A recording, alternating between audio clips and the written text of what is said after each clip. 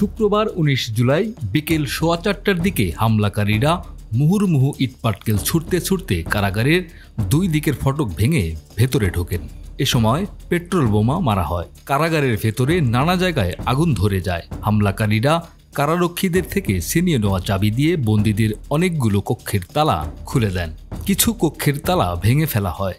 চারপাশ ধোঁয়ায় ছেয়ে যায়। এ সময় হামলাকারীরা আসামি ছিনিয়ে নেন। এরপর একে একে ৮২৬ বন্দী পালিয়ে যান। এ সময় অস্ত্রাগার ও কারারক্ষীদের থেকে ৮৫টি অস্ত্র ও ৮,১৫০টি গুলি লুট করা হয়।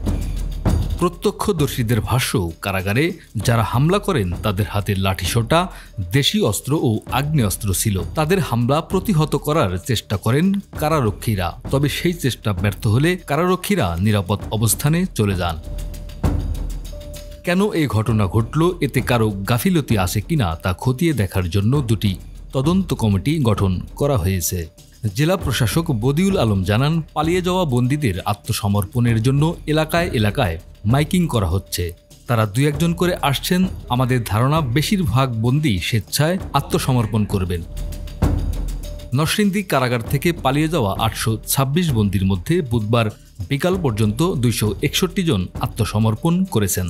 তারা নরসিংদী জেলা দায়রা জজ আদালতের মাধ্যমে আত্মসমর্পণ করছেন বলে জেলা আইনজীবী সমিতির সভাপতি কাজী নাজমুল ইসলাম নিশ্চিত করেছেন।